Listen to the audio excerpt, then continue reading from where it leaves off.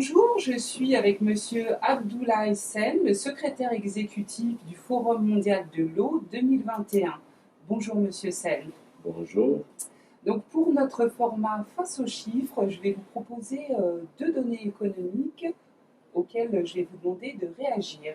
Donc le premier chiffre c'est 2 milliards et le second c'est 250 millions. Par lequel souhaitez-vous commencer? Les 2 milliards.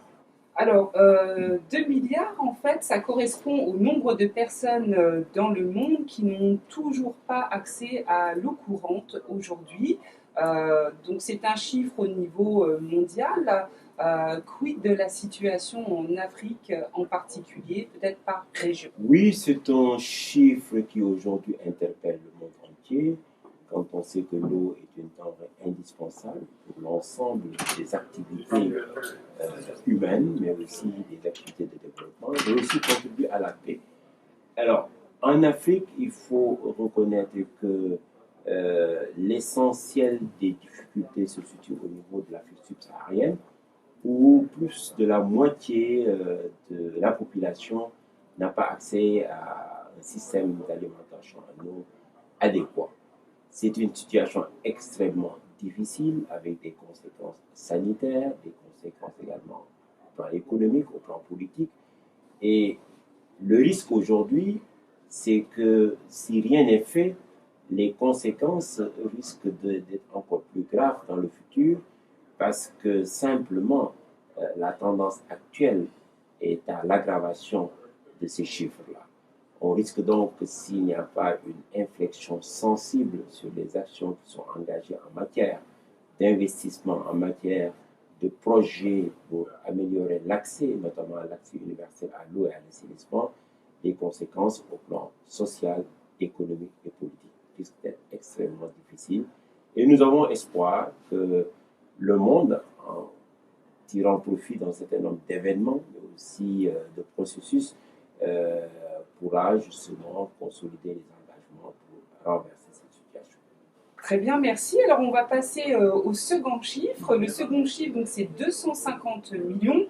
En fait, ce chiffre correspond au nombre de migrants climatiques à l'horizon 2050 selon les Nations Unies, si rien n'est fait aujourd'hui. Donc, de la même façon, c'est un chiffre global. Maintenant, l'Afrique ne sera pas épargnée par ces migrations climatiques. Je pense à certaines régions désertiques du Nord, mais aussi à l'océan Indien, dont un certain nombre de pays peuvent être affectés par la montée des eaux.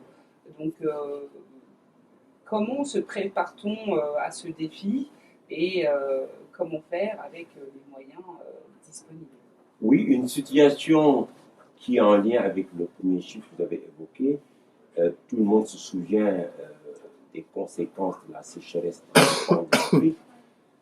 On se souvient également de toutes les conséquences liées au phénomène peu d'eau ou trop d'eau, donc les inondations, les sécheresses.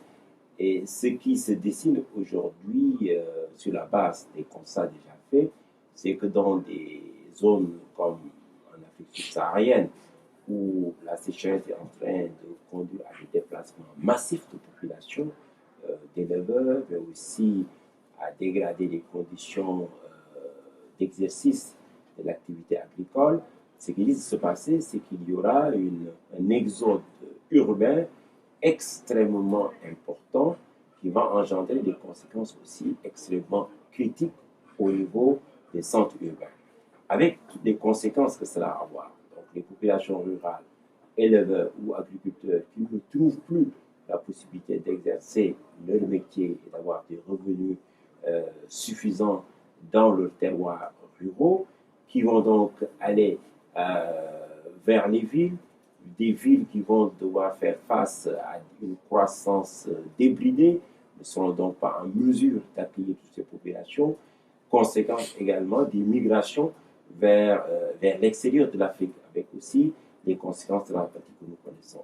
Il y a donc besoin de se mobiliser pour mettre davantage d'efforts afin de réduire la vulnérabilité de ces régions du monde vis-à-vis de l'eau, du stress hydrique, que ce soit en termes de changement climatique, que ce soit en termes d'amélioration des infrastructures, que ce soit en termes simplement de mise en place de dispositifs de stockage pour faire face aux conditions, au changement climatique. Comment s'y prépare-t-on d'ailleurs concrètement et quel montant, est-ce qu'on a une idée du montant des investissements pour prévenir d'un certain nombre de dérèglements climatiques à venir et qui semblent inéluctables dans certaines régions d'Afrique? Ce qu'il faut dire, c'est que les chiffres aujourd'hui disponibles font apparaître qu'il faut environ 114 milliards par an de dollars pour pouvoir assurer l'atteinte de l'objectif de développement durable relatif à l'eau, l'accès à l'eau potable et à l'assainissement. Ça, c'est déjà un chiffre. En lien avec ce chiffre, il faut également mettre en avant des chiffres sur la prévention des catastrophes. Les catastrophes, c'est essentiellement trop d'eau, beaucoup d'inondations qui résultent des perturbations climatiques. Aujourd'hui, dans la région subsaharienne, on voit que annuellement, que ce soit au niveau du fleuve Niger, au niveau du fleuve Sénégal et d'autres fleuves, il y a des inondations périodiques qui ont des conséquences absolument dramatiques. Le Mozambique également est un exemple en Afrique. On aurait pu citer d'autres exemples à travers le monde, en Asie, en Asie du Sud, etc.